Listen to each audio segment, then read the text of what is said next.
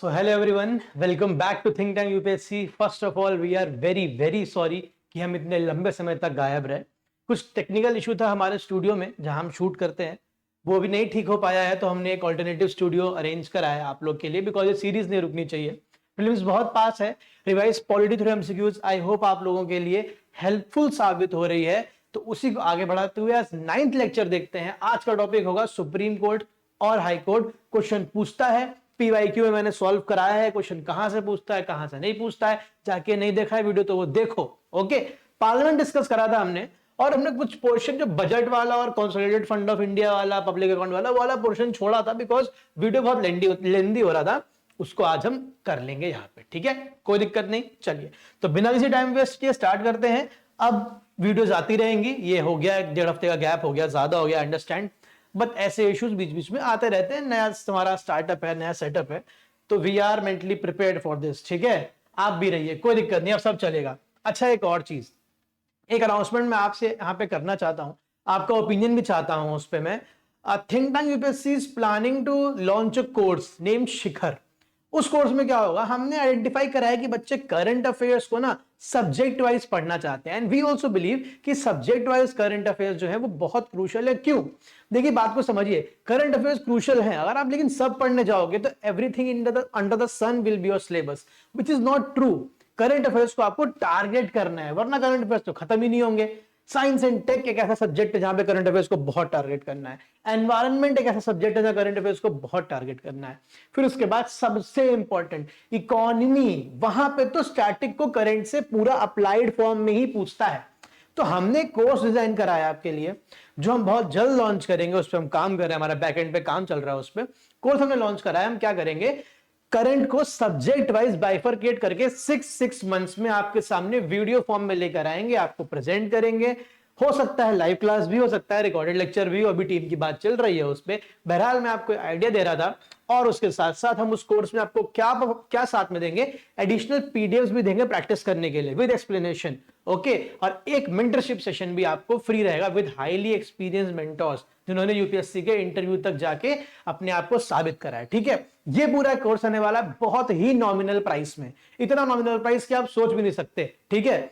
चलिए, तो अगर कमेंट सेक्शन में आप इंटरेस्टेड हैं तो बताइए वहां पे कि आप इस कोर्स में और कौन से सब्जेक्ट्स आते हैं और क्या क्या फीचर्स इसमें हम ऐड कर सकते हैं। आपने लेक्चर क्वालिटी और कंटेंट क्वालिटी देखा ही है, तो उसकी तो हमें कोई बात करने की जरूरत है ही नहीं, ठीक है। चलिए फटाफट तो आ जाइए। अच्छा, ये पार्लियामेंट वाले हैं, इसको हम करेंगे बाद में, पहले आज हम सुप्रीम कोर्ट और हाई कोर्ट जो करने आए वो कर लेते हैं। ओके, चलिए, पहला क्वेश्चन देखिए, consider the following statement regarding the judicial system in India. Okay, तो भाई जुडिशियल सिस्टम इन इंडिया,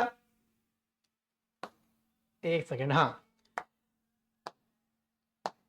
चलो, तो क्या है भाई, unlike the United States, India has an integrated judiciary where both central and state laws are enforced by a single system of courts. देखो बहुत important है, इंडिया में क्या होता है, सेंट्रल और स्टेट लॉज दोनों को ही क्या होता है, सिंगल सिस्टम ऑफ कोर्ट। जैसे कि आपका सुप्रीम कोर्ट जो है वो सेंट्रल लॉज भी आपके अप्लाई कर सकता है और स्टेट लॉज पे भी अपना जुरिस्डिक्शन रखता है। Same goes for high court, high court भी सेंट्रल लॉज स्टेट लॉज दोनों पे रखते हैं।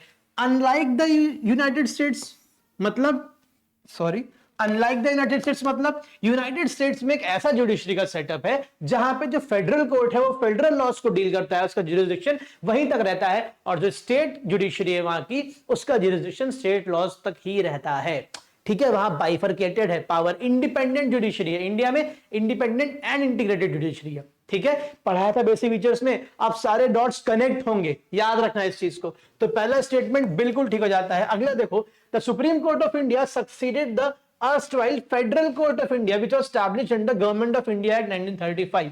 सुप्रीम कोर्ट ऑफ इंडिया जो ऑफिशियली 28 जनवरी 1950 को एग्जिस्टेंस में आया, याद रखिएगा ये इसकी डेट है ऑफिशियल एग्जिस्टेंस में आने की, एग्जिस्टेंस में आया, एक सेकेंड, ओके, हाँ एग्जिस्टेंस में आया, ठीक है। तो फिर हम क्या बात कर रहे थे, हाँ एग्जिस्टेंस में आया।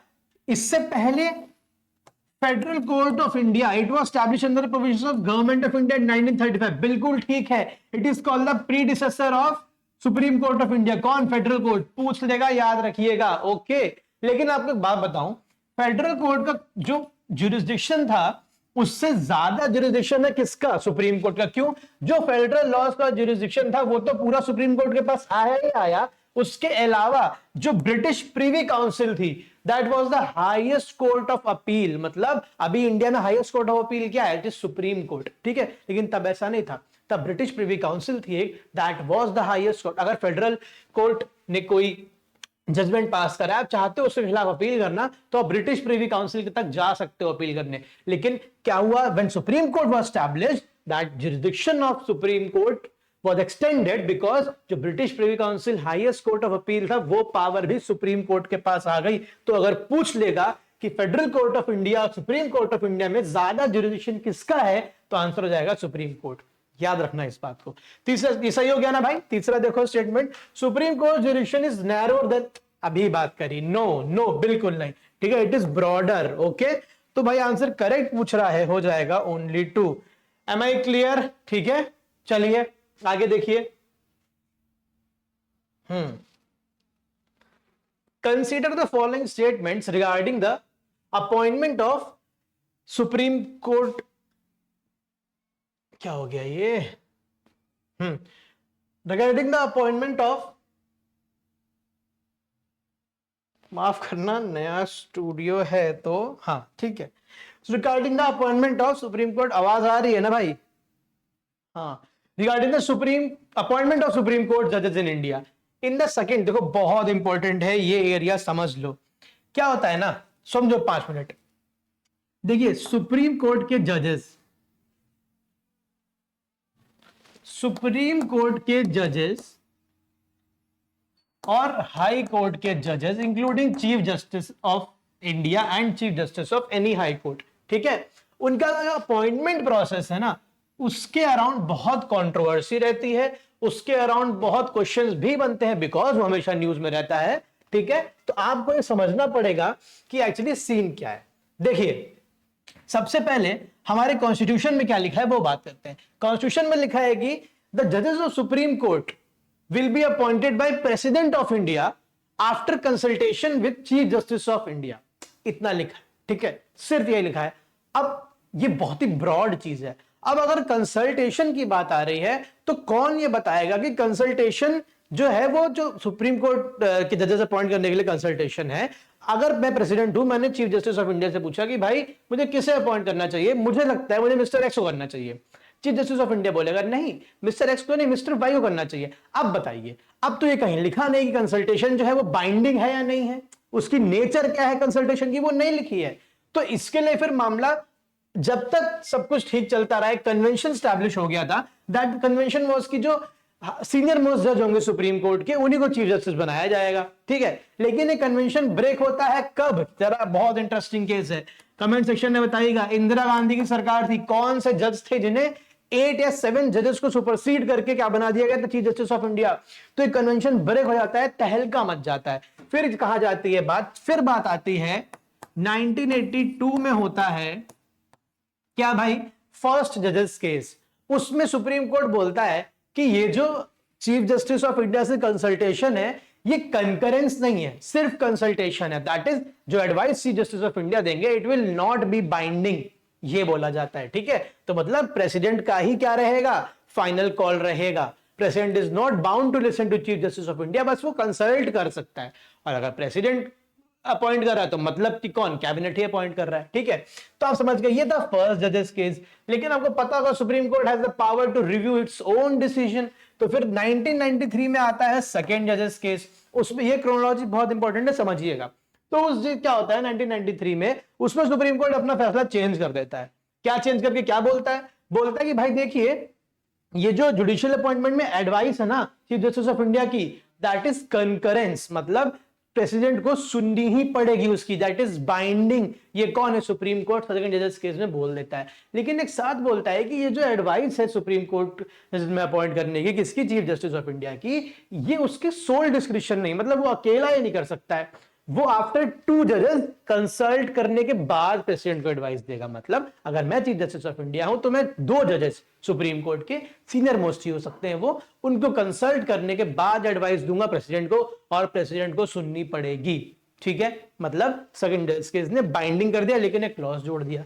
ठीक, फिर उसके बाद आता है थर्ड जजेस केस 1998, उसमें फिर बात उठती है। उसमें क्या होता है, उसमें चीफ जस्टिस ऑफ इंडिया के लिए बोला जाता है कि भाई नहीं, अभी भी मजा नहीं आ रहा। अब क्या होगा, प्रेसिडेंट ऑफ इंडिया और चीफ जस्टिस ऑफ इंडिया के बीच कैसा होगा रिलेशन, बाइंडिंग होगा। चीफ जस्टिस की एडवाइस अभी भी बाइंडिंग होगी, लेकिन chief justice of India will not give his advice सोनली।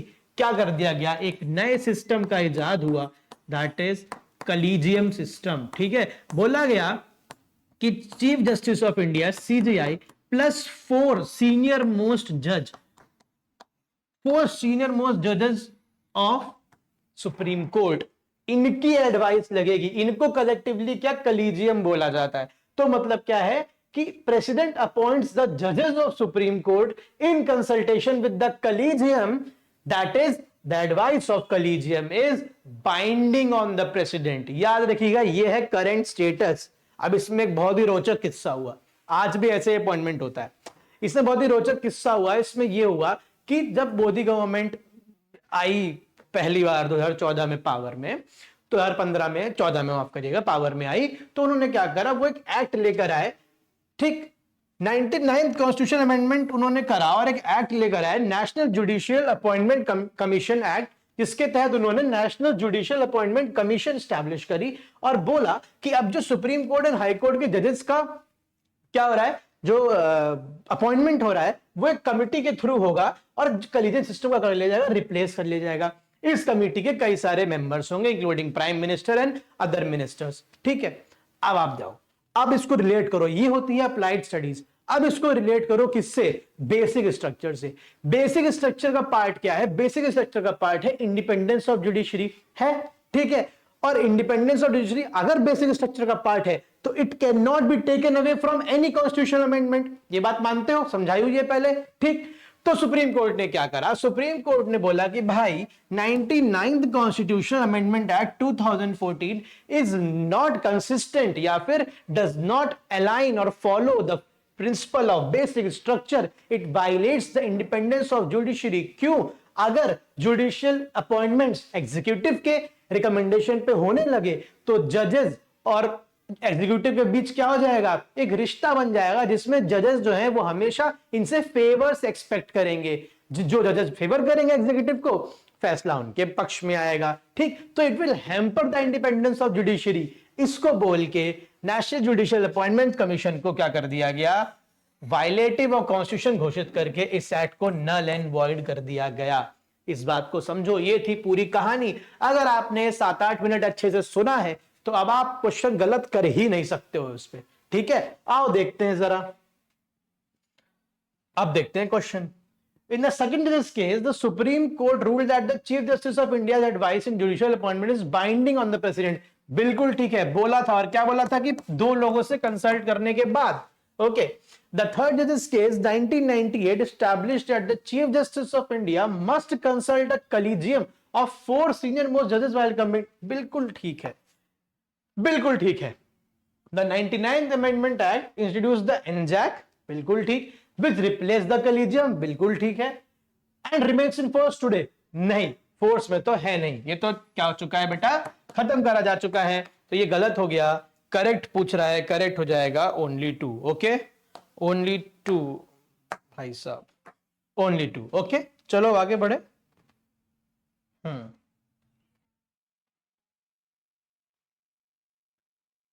चलिए, तो देखिए, consider the following statement regarding the qualifications of और अपॉइंटमेंट एज अ जज ऑफ सुप्रीम कोर्ट। देखिए, सुप्रीम कोर्ट का जज अपॉइंट होने के लिए करेगा तो प्रेसिडेंट, लेकिन हर किसी को नहीं कर सकता है। क्या चाहिए आपको, कुछ बेसिक क्वालिफिकेशन चाहिए जो हमारा कॉन्स्टिट्यूशन मेंशन करता है। अब क्या क्वालिफिकेशंस हैं वो देख लो। A person must be citizen of India, बिल्कुल ठीक है। ठीक, a person must have served as a जज of a high court for at least 10 years. यहां पे देखिए क्या बोलता है कि वो किसी हाई कोर्ट का जज हो या फिर हाई कोर्ट्स का जज हो इन सक्सेशन। मान लो इलाहाबाद हाई कोर्ट का हुआ, फिर उसके बाद पटना हाई कोर्ट का हो गया। ठीक है, मतलब क्यूमुलेटिव एक्सपीरियंस एज अ जज ऑफ हाई कोर्ट उसका 5 साल का मिनिमम होना चाहिए, याद रखना। ठीक है, 5 साल का होना चाहिए। ठीक, फिर उसके बाद 10 ईयर्स किसके लिए बोलता है या तो ये हो या तो फिर वो एडवोकेट हो। या तो फिर वो एडवोकेट हो 10 साल के लिए। ठीक है, याद रखना, दोनों में कंफ्यूज मत होना। हाई कोर्ट के लिए 5 साल का जज होना चाहिए, या फिर अगर 10 इयर्स का क्लॉज है तो वो एडवोकेट के लिए। दोनों में से कोई कंडीशन सेटिस्फाई होनी चाहिए। ठीक, एक और कंडीशन है, अगर प्रेसिडेंट को लगता है कि वो क्या है, एक प्रेसिडेंट की नजरों में वो एमिनेंट ज्यूरिस्ट, मतलब जुडिशियल एक्सपर्ट है कोई, है ना, तो उसको भी अपॉइंट करा जा सकता है। Okay, the constitution of India does not prescribe a minimum age for appointment as a supreme court जज। बिल्कुल ठीक है, कोई भी क्या है, मिनिमम एज प्रिस्क्राइब नहीं करी है। ओके, तो आप देखिए फिर भाई क्या हो जाएगा, आंसर दो ही ठीक है, आर करेक्ट ओनली 2। समझ गए आप, समझ गए। चलो भाई आते हैं अगले पे। चलिए, consider the following statement regarding the tenure of supreme court जजेस। अब टेन्योर क्या है, कितने साल तक वो सर्व करेंगे। ठीक है, सुप्रीम कोर्ट के जजेस के लिए या हाई कोर्ट के लिए भी हमारे कॉन्स्टिट्यूशन ने कोई टेन्योर मेंशन नहीं करा है, इस बात को आप लोग याद रखिएगा। ठीक है, टेन्योर क्या होता है, जैसे कि प्रेसिडेंट का टेन्योर मेंशन है ना कि 5 साल तक वो रहेंगे। ठीक है, सबका मेंशन होता है कि इतने साल तक रहेंगे, इतने साल तक नहीं रहेंगे। लोकसभा का टेन्योर मेंशन है कि 5 साल तक रहेगा। कोई टेन्योर मेंशन नहीं सुप्रीम कोर्ट जजेस का। कहोगे सर फिर तो एक बार बैठ गए कुर्सी पे तो बैठे ही रहेंगे, ऐसा नहीं है, रिटायरमेंट एज दे रखी है। ठीक है, सुप्रीम कोर्ट जजेस में क्या है, 65 ईयर्स। ठीक, ओके, समझ गए आप। चलिए, the constitution of India specifies a fixed tenure for supreme court जजेस। यहीं पे गलत। द सुप्रीम कोर्ट जज holds office until she attains या ही और she attains the age of 65 years. बिल्कुल ठीक है। A Supreme Court judge can be removed by the president on the recommendation of parliament. Absolutely true. अब ये removal process बताना है मुझे, अगले क्वेश्चन में आपको बताऊंगा, बहुत इंपॉर्टेंट है समझना। कौन कौन से स्टूडेंट करेक्ट है भाई, करेक्ट है ओनली 2। ठीक है, 2 ही सही हैं। ठीक, चलिए आगे बढ़ते हैं।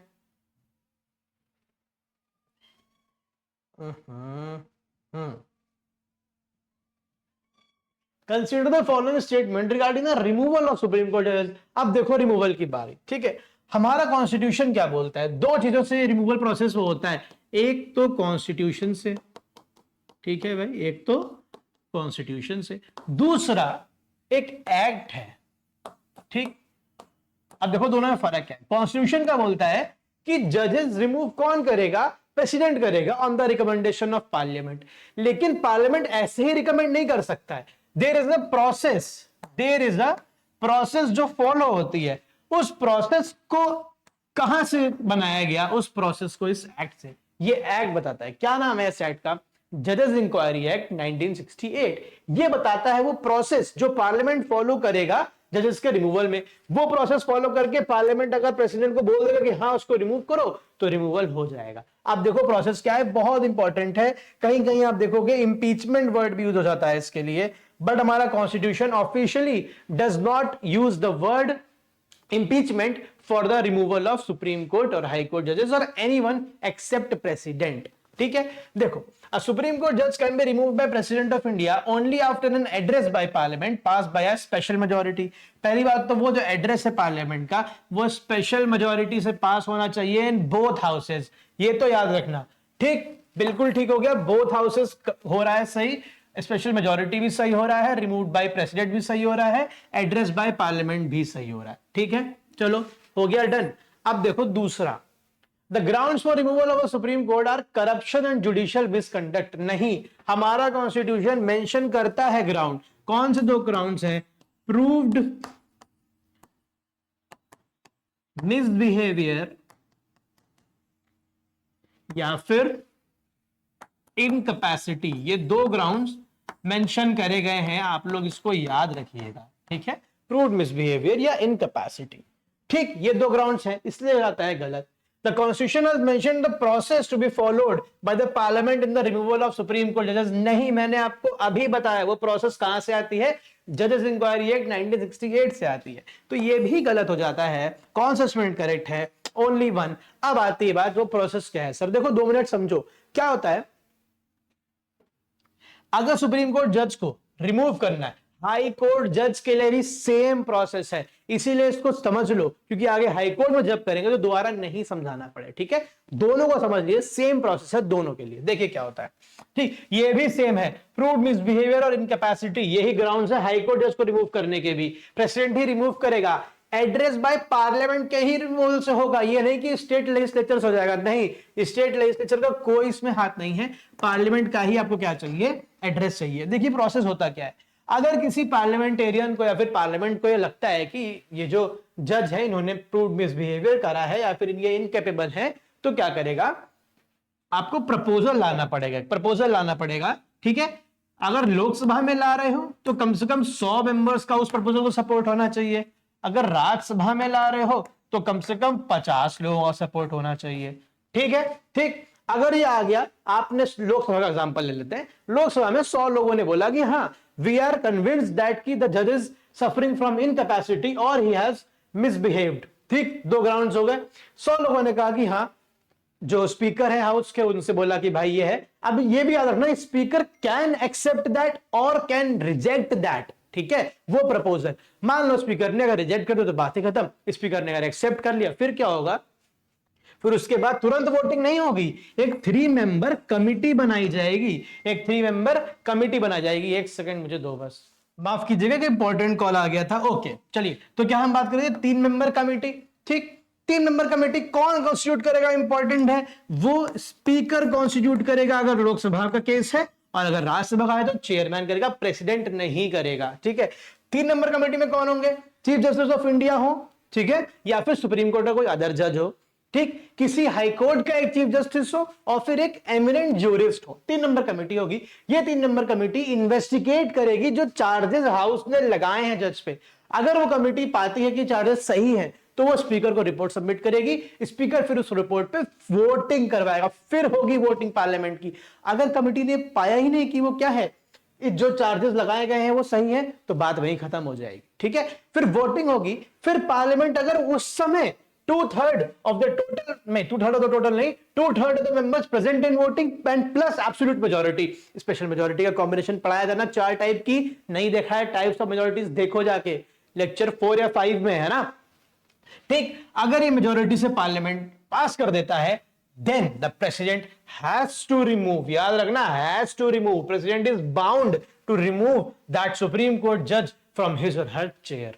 यह है रिमूवल प्रोसेस, जो कि हाई कोर्ट का भी एकदम सेम है, याद रखना इस बात को। ओके, ठीक, चले, हो गया भाई काम तमाम, आगे बढ़ते हैं।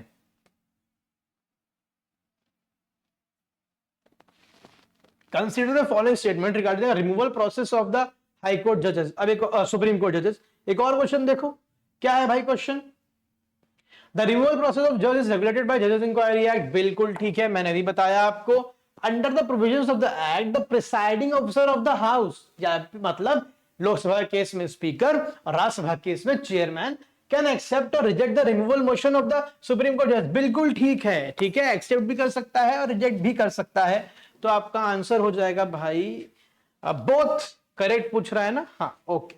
चलो यार ये नया बोर्ड ना मेरे को, consider the following statement regarding the seat of supreme court. ठीक, अब देखो कहोगे सर इस हद तक गया है कॉन्स्टिट्यूशन कि उसने सीट बताई है, कहां होगी, हाँ बिल्कुल ठीक है, बताई है, क्या बताई है, दिल्ली सीट होगी दिल्ली सीट होगी, ठीक है, बट क्या कर सकता है, chief justice of India can set up other benches of supreme court as well, but for that he और she requires the approval of president. याद रखना, ठीक, किसके पास पावर है, अगर दे दिया क्वेश्चन की president can set up additional benches of supreme court other than Delhi, तो गलत हो जाएगा। कर कौन सकता है, चीफ जस्टिस ऑफ इंडिया कर सकता है, याद रखना, और उसको किसका अप्रूवल चाहिए, प्रेसिडेंट का अप्रूवल चाहिए, दोनों पैरेलल्स याद रखिएगा। ठीक, designate Delhi supreme court but allows for establishment additional seats, बिल्कुल ठीक है। The chief justice of India can decide to set up other benches of supreme court with the presidential approval, बिल्कुल ठीक है। Is are correct both 1 and 2। Okay, clarity, आइए आगे बढ़ते हैं। कंसीडर द, अब देखो सारे क्वेश्चन होते जाएंगे, हम डिस्कशन इनफ कर चुके हैं, consider the following statement regarding the appointment of जजेस in the supreme court of India. President can appoint an acting chief justice. अब आता है एक्टिंग क्या होता है, एडिशनल क्या होते हैं। देखिए, acting chief justice of India भी अपॉइंट कर सकता है और एक्टिंग जजेस भी अपॉइंट कर सकता है। ठीक, देखो, president can appoint an active chief justice of India when the office is vacant. Conditions तीनों ध्यान से देखना, ऑफिस इज वेकेंट, बिल्कुल ठीक है। Chief justice is temporary absent, बिल्कुल ठीक है। और he is or she is unable to perform duties, बिल्कुल ठीक है। तीनों कंडीशन सेटिस्फाई कर रहा है, प्रेसिडेंट ही अपॉइंट कर सकता है, स्टेटमेंट हो गया ठीक। ठीक है, The Chief Justice of India can appoint an ad hoc judge from any high court, but it requires President prior approval. अब देखो इसमें होता क्या है, ad hoc। ad hoc मतलब एक तरीके से टेम्परेरी। ठीक है, सुप्रीम कोर्ट को रन करने के लिए कोरम चाहिए होता है। ठीक है, वो कोरम क्या है, कोरम मतलब मिनिमम नंबर ऑफ जजेस required to hold the meeting या सेशन ऑफ सुप्रीम कोर्ट। अगर वो कोरम मेंटेन नहीं है, कोई जज टेम्परेरी एब्सेंट है, बीमार है, नहीं आ पाया, प्रेजेंट नहीं हो पा रहा है, तो एड हॉक जज क्या कर सकते हैं, आप सुप्रीम कोर्ट में अपॉइंट कर सकते हैं। ठीक, वो आप कहां से उठा सकते हैं, किसी भी हाई कोर्ट से ले सकते हैं। हाई कोर्ट जजेस इतने सारे हैं, अगर उनमें से कोई, याद रखना जो हमने क्वालिफिकेशन सुप्रीम कोर्ट की डिस्कस करी थी वो जरूर क्या होनी चाहिए, कंप्लीट होनी चाहिए। ठीक, अगर वो सारी क्वालिफिकेशन सुप्रीम कोर्ट जज की क्या कर रहा है, फुलफिल कर रहा है, तो supreme chief justice of India उससे क्या बोल सकता है, भाई तुम आओ और कुछ दिन हाई कोर्ट से हटके सुप्रीम कोर्ट में सर्व करो एज एन एड हॉक जज। ठीक, लेकिन इसके लिए प्रेसिडेंट का प्रायर अप्रूवल चाहिए, बिल्कुल चाहिए। ओके, बिल्कुल चाहिए, स्टेटमेंट एब्सोल्युटली ट्रू है।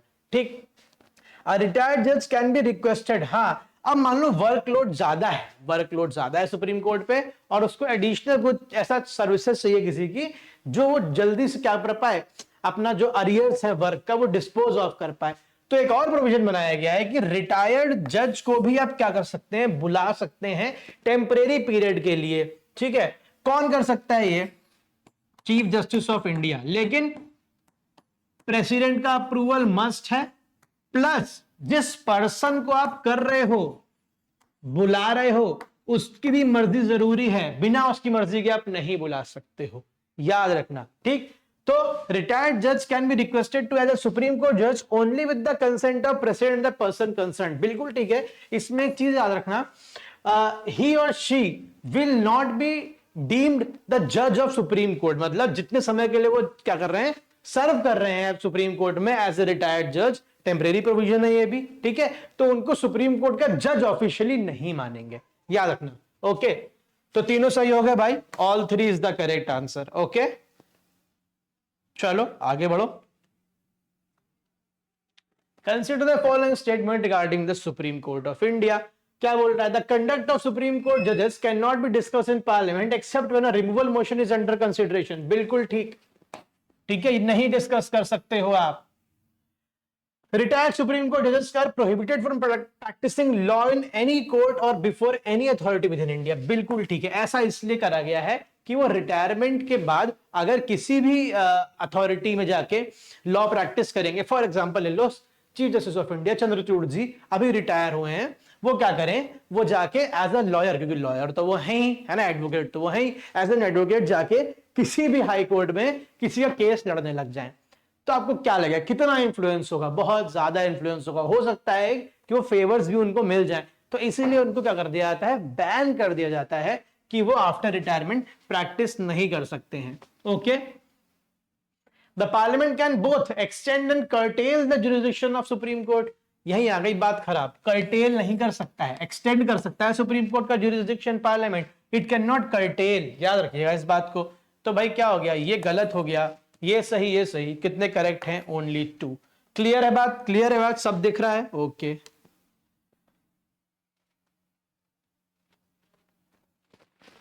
Consider the following statement with reference to jurisdiction of supreme court of India. Supreme court had exclusive original, देखो बहुत बच्चे कंफ्यूज रहते हैं इसमें, आज समझ ही लो, बात खत्म करो।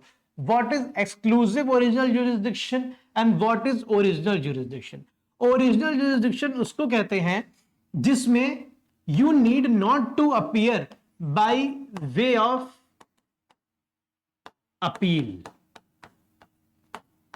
ठीक है, मतलब अगर ओरिजिनल जुरिसडिक्शन है सुप्रीम कोर्ट के पास, तो वो लोगों से, तो वो सिटीजन से उस मैटर पे डायरेक्ट क्या सुन सकता है, दलीलें सुन सकता है, जैसे कि फंडामेंटल राइट्स। अगर आपके फंडामेंटल राइट्स इन्फ्रिंज हो रहे हैं तो you can directly go for supreme court, आप स्किप कर दो हाई कोर्ट को, तो वो ओरिजिनल ज्यूरिसडिक्शन हो गया, ठीक है। बट अगर कोई नॉर्मल केस हो, है ना, चोरी चकारी का केस हो, या फिर उसकी अपनी सर्टेन लिमिट्स है ना, किसी की मॉनिटरी लिमिट बनाई गई है, किसी की हीनस क्राइम 7 साल 10 साल अलग अलग स्लैब्स बनाए गए हैं कि इतने तक के क्राइम के लिए आप डायरेक्टली सुप्रीम कोर्ट या हाई कोर्ट नहीं आ सकते, आपको सेशंस कोर्ट या फिर क्रिमिनल्स कोर्ट या सिविल कोर्ट या डिस्ट्रिक्ट कोर्ट जिसे हम लोग कहते हैं उसके थ्रू जाना पड़ेगा, वहां फिर आप उसके अपील में हाई कोर्ट जा सकते हो, फिर उसके अपील में आप सुप्रीम कोर्ट जा सकते हो। बट कुछ कुछ चीजें ऐसे हैं जिनका आप डायरेक्टली जा सकते हो सुप्रीम कोर्ट या हाई कोर्ट, ऐसे ज्यूरिसडिक्शन कहते हैं ओरिजिनल ज्यूरिसडिक्शन, ठीक। Then what is exclusive original, मतलब कि अगर किसी कोर्ट के पास किसी भी मैटर पे एक्सक्लूसिव ज्यूरिसडिक्शन है तो मतलब सिर्फ और सिर्फ वही कोर्ट उस चीज से फैसला सुना सकता है। बिगेस्ट एग्जांपल फेडरल डिस्प्यूट्स, अगर दो स्टेट्स के बीच या फिर सेंटर और स्टेट के बीच क्या हो जाता है, कोई डिस्प्यूट हो जाता है, उसको फेडरल डिस्प्यूट कहते हैं।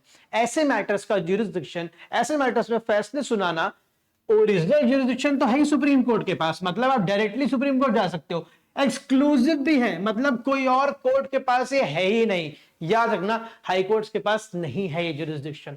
तो exclusive original jurisdiction federal disputes का सुप्रीम कोर्ट के पास है, बिल्कुल ठीक है। The writ jurisdiction of High Court is wider than Supreme Court। आप कहोगे सर तो बहुत ऑब्वियस गलत स्टेटमेंट है, पर ऐसा नहीं है। हाई कोर्ट का रिट जुरिस्डिक्शन, रिट्स पढ़ाई थी ना मैंने आपको, जब मैं फंडामेंटल राइट्स पढ़ा रहा था उसमें मैंने उसमें ही बताया था कि अगर आप सुप्रीम कोर्ट के पास जा रहे हो तो आप सिर्फ और सिर्फ किस मैटर में जा सकते हो, अगर आपके फंडामेंटल राइट्स वायलेट हुए हैं तो इनकी रिट इशू कर सकता है सुप्रीम कोर्ट। मतलब अगर मैं आसान भाषा में कहूं तो supreme court can only issue Ritz to enforce fundamental rights, but high courts can issue writs for multiple other matters, ठीक है, ओके। तो इसका मतलब रिट ज्यूरिसडिक्शन हाई कोर्ट का ज्यादा है, समझ गए आप इस बात को। आर्टिकल 140, ये ठीक हो गया। Article 143 of the constitution, what is this, this is advisory jurisdiction, अभी बात करेंगे, ठीक है। of the constitution authorizes the Indian president to seek the opinion of Supreme Court on any question of law or fact of public importance, okay, बिल्कुल ठीक है। तो भाई आंसर क्या हो जाएगा, ओनली 3।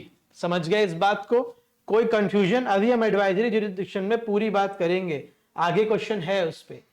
अच्छा, विच of the following provisions ensure the independence of supreme court. अब देखो सुप्रीम कोर्ट की इंडिपेंडेंस को इंश्योर करने के लिए कि एग्जीक्यूटिव से वो इन्फ्लुएंस ना हो, फेवर से इन्फ्लुएंस ना हो, पार्लियामेंट उसको कंट्रोल ना कर पाए। अगर पार्लियामेंट कंट्रोल कर लेगा सुप्रीम कोर्ट को तो सुप्रीम कोर्ट निष्पक्ष होकर पार्लियामेंट के लॉस की स्क्रूटनी नहीं कर पाएगा, ठीक। द जजेस of supreme court are appointed by president in consultation with the judiciary, ठीक है, बिल्कुल ठीक है। इंडिपेंडेंस का क्या है, अभी हमने देखा, इस चीज को खत्म करने के लिए एनजैक लाया गया था, उसको क्या कर दिया गया, नल एंड वॉइड कर दिया गया, क्योंकि उसमें एग्जीक्यूटिव कंट्रोल आया था जुडिशरी के ऊपर, ठीक, बिल्कुल ठीक है। Their salaries and allowances cannot be reduced after appointment except during a financial emergency, बिल्कुल ठीक है। आप जज को अपॉइंट कर रहे हो उससे पहले अगर आप इन जनरल सैलरीज कम करना चाहते हो थ्रू पार्लियामेंट्री लॉ तो वो आप कर सकते हो, बट अगर आप क्या करो, किसी जज को अपॉइंट करने के बाद आप चाहो कि to curtail their power, their influence, उनको पनिशमेंट देने के लिए उनकी सैलरी कम कर दो, you can not do that, ठीक है। तो ये क्या है, ये भी इंडिपेंडेंस अश्योर करता है, मतलब सेफ है वो लोग, सिक्योर है। The parliament can cartel the jurisdiction of supreme court if deemed necessary. नहीं, अभी मैंने बात करी कि ये नहीं हो सकता है, ठीक है, कर्टेल नहीं कर सकता है। रिटायर्ड सुप्रीम कोर्ट जजेस are banned from practising law in any court authority. ये इंडिपेंडेंस अश्योर करेगा, बिल्कुल करेगा, पहले बताया था कि कोई फेवर्स एक्सपेक्ट नहीं करेगा फिर उनसे, ठीक है। तो ये भी ठीक है, तो 3 ठीक हो गए भाई, आंसर हो जाएगा आपका ऑल 3, ओके। चलो हो गया है, इसको इरेज करते हैं, आगे बढ़ते हैं। Consider the following statement regarding the advisory jurisdiction. आ गया, the president of India can seek the opinion of supreme court on any question of law और fact of public importance under article 143। अभी बात करी थी इसके बारे में। अब आओ, the supreme court is bound to provide an opinion in all cases referred to it under article 123। All cases गलत आ गया, देखो आर्टिकल 143 दो चीजें बोलता है कि प्रेसिडेंट जो है वो ओपिनियन ले सकता है सुप्रीम कोर्ट का 2 मैटर्स पे, या तो कोई क्वेश्चन ऑफ लॉ और फैक्ट ऑफ पब्लिक इंपॉर्टेंस हो, है ना, नंबर 1। दूसरा है, अगर कोई प्री कॉन्स्टिट्यूशनल, मतलब मान लो कॉन्स्टिट्यूशन जब एनफोर्स हुआ तो उससे पहले की कोई ट्रीटी, माफ करना, ट्रीटी, या फिर उससे पहले का कोई कन्वेंशन, या फिर उसके पहले का कोई भी एग्रीमेंट निकल के आ जाता है, तो उस पर कैसे आगे बढ़ना है, इसकी expert advice president supreme court से ले सकता है। जिसका बेस्ट एग्जांपल क्या है बेटा, बेरूबारी यूनियन केस। किस किस को पता है इसके बारे में, ऐतिहासिक केस है ना, there was some exchange of land. तो इसके बाद क्या हुआ था, ये प्री कॉन्स्टिट्यूशनल ट्रीटी थी, निकल के आ गई, प्रेसिडेंट के पास गई, प्रेसिडेंट ने अंडर आर्टिकल 143 सुप्रीम कोर्ट से एक्सपर्ट एडवाइस मांगी। अब अगर कोई ऐसा कंडीशन है, ऐसी एडवाइस मांग रहा है प्रेसिडेंट, तो supreme court has to give advice. ठीक है, supreme court is bound to provide its opinion. याद रखना सेकंड केस में, बट अगर फर्स्ट केस है, क्वेश्चन ऑफ लॉ और फैक्ट ऑफ पब्लिक इंपॉर्टेंस है, तो फिर supreme court is not bound to provide its opinion. ठीक है, ऐसा बहुत बड़ा एग्जांपल है राम जन्मभूमि केस जो हुआ था ना बेटा, बहुत बड़ा एग्जांपल है। 2G स्पेक्ट्रम केस, ये भी एग्जांपल है। ठीक है, राम जन्मभूमि केस में एडवाइस मांगी गई थी अंडर आर्टिकल 143 सुप्रीम कोर्ट से, सुप्रीम कोर्ट ने डांट दिया था कि भाई ये क्या है। ठीक है, उसके बाद 2G मांगी गई, दी थी एडवाइस। ठीक है, याद रखिएगा। बट अगर हम ओवरऑल बात करें इसकी, तो सुप्रीम कोर्ट जो भी एडवाइस करता है प्रेसिडेंट को, दोनों ही मैटर में, it is not binding of the president. President can act in accordance with the advice और अदरवाइज, बिकॉज नाम से याद कर लो, एडवाइजरी जुरिस्डिक्शन है। ठीक है, ठीक है, समझ गए आप। चलिए, करेक्ट पूछ रहा है, ये तो गलत है, तो ओनली 1 हो जाएगा आंसर, 1 ओनली। ओके, समझ गए आप। चलिए, हाँ, 13, consider following statements regarding the judicial review power of the Supreme Court. Judicial review is an explicitly mentioned power. यही गलत हो गया, it is not explicitly mentioned, it is an implied power. It is an implied power of the Supreme Court under Article 13, 32, 226. फिर गलत हो गया, 226 supreme court के लिए इंप्लाइड नहीं है। अगर हम देखें भी तो सुप्रीम कोर्ट की जो जुडिशियल पावर है वो आर्टिकल 13 और 32 से निकल के आती है, इंप्लाइड, और 226 किसकी, हाई कोर्ट की निकल के आती है, इंप्लाइड तरीके से, एक्सप्लिसिटली मेंशन नहीं है। तो ये स्टेटमेंट गलत हो गया। The supreme court has declared judicial review as a basic feature of constitution. बिल्कुल ठीक है। ओके, समझ गए आप। चलिए आगे बढ़िए, आंसर क्या है, only 2। How many of this correct? अच्छा, ओनली 2 नहीं है, ओनली 1 हो जाएगा, नॉट 2 भाई। ठीक है, समझ गए, क्लियर। चलो,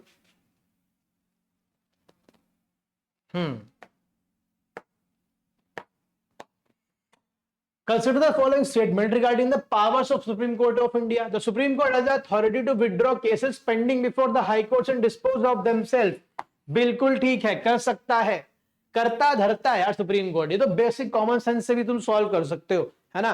जरा देखो, the law declared by supreme court is binding on all courts in India and its decrees और orders are enforceable throughout the country. बिल्कुल ठीक है। अभी ये सेम चीज आप पढ़ोगे किसके लिए, high courts in relation with the subordinate courts. Subordinate courts और ट्रिब्यूनल्स को हम लोग एक साथ अगली वीडियो में कवर करेंगे। यहां पे सुप्रीम कोर्ट और हाई कोर्ट ही हो रहा है केवल। The Supreme Court has judicial superintendence over and control over all courts and tribunals operating within the territory of India. बिल्कुल ठीक है, तीनों स्टेटमेंट ठीक है। How many statements are correct बेटा? All 3 are correct. प्रैक्टिस अच्छी हो रही कि नहीं? अच्छा, वो करंट अफेयर्स कोर्स के बारे में जरूर बताना, है ना। और हमारा जो क्या है चैनल है व्हाट्सएप का, अभी नया नया बनाया है थिंक टैंक यूपीएससी का, उसको ज्वाइन कर लो, उसी पे सारी बात करेंगे, उसी पे सारी अपडेट्स देंगे आपको। ठीक है, टेलीग्राम पे भी है, उसको चाहो तो उसको भी ज्वाइन कर सकते हो, but I prefer WhatsApp. Okay, अब देखो, consider the following statement regarding the scope of judicial review in India. बहुत इंपॉर्टेंट कॉन्सेप्ट है, बहुत इंपॉर्टेंट एरिया है, इसको ध्यान से जरा समझना। ठीक है, the constitutional validity of an act और एग्जीक्यूटिव ऑर्डर। देखो, इंडिया में जुडिशियल रिव्यू तुमको पता है क्या होता है। ठीक है, सुप्रीम कोर्ट और हाई कोर्ट चेक करते हैं कि ये जो लॉस पास करे हैं या फिर जो ऑर्डर है यूनियन गवर्नमेंट का, स्टेट गवर्नमेंट का, ये according to the constitution valid है भी या नहीं है। ठीक है, 3 ग्राउंड्स पे चेक हो सकता है। 3 ग्राउंड्स कौन से, कि क्या जो लॉ उन्होंने बनाया है इट वायलेट्स फंडामेंटल राइट्स, अगर वायलेट करता है तो अनकॉन्स्टिट्यूशनल। क्या जिस बॉडी ने लॉ बनाया है उसके पास अथॉरिटी थी बनाने को। जैसे कि अगर स्टेट लेजिस्लेचर ने मान लो यूनियन लिस्ट के सब्जेक्ट पर लॉ बना दिया, रेलवेज पर लॉ बना दिया, एटॉमिक एनर्जी पर लॉ बना दिया, तो फिर क्या उसका अथॉरिटी थी? नहीं थी, इट एक्सीडेड इट अथॉरिटी। तो फिर हाई कोर्ट या सुप्रीम कोर्ट उसको अनकॉन्स्टिट्यूशनल घोषित कर सकते हैं। तीसरा है ग्राउंड कि वो कॉन्स्टिट्यूशनल प्रोविजन को वायलेट करता हो, कोई भी कॉन्स्टिट्यूशनल प्रोविजन, तो भी उसको डिक्लेयर कर सकते हैं अनकॉन्स्टिट्यूशनल। अब जब हम यूएस के उसमें एंटर करते हैं जहां से जुडिशियल रिव्यू की पावर ली गई है, वहां पे फॉलो होता है बेटा, यूएस में फॉलो होता है ड्यू प्रोसेस ऑफ लॉ। हमारे अगर फॉलो होता है प्रोसीजर एस्टैब्लिश्ड बाय लॉ, मतलब लॉ ने जो प्रोसीजर एस्टैब्लिश्ड करा है, और वो कॉन्स्टिट्यूशनल लॉ भी हो सकता है और वो लेजिस्लेटिव एक्ट भी हो सकता है, ठीक है। तो अगर जो प्रोसीजर एस्टैब्लिश्ड बाय लॉ है उसको फॉलो करेंगे। मतलब अगर लॉ कहता है कि सुप्रीम कोर्ट के जज on 2 grounds, that is prove misbehaviour और इनकैपेसिटी, इन्हीं ग्राउंड्स पे हटाए जाएंगे और प्रेसिडेंट हटाएगा under after the address of parliament, तो यही फॉलो होगा चाहे जो भी हो जाए। क्यों? क्योंकि लॉ एक प्रोसीजर स्टैब्लिश कर रहा है। प्रोसीजर स्टैब्लिश बाय लॉ मतलब सुप्रीम कोर्ट के जजेस कुछ छव कर दें, उनको आप सिर्फ 2 ही ग्राउंड पर रिमूव कर सकते हो, प्रूव्ड मिसबिहेवियर और इनकैपेसिटी, ठीक है। इसके अलावा कितना भी गलत काम कर दें, आप उनको उन ग्राउंड पर रिमूवल नहीं कर सकते हो। समझ गए आप? समझ गए? ओके, ठीक।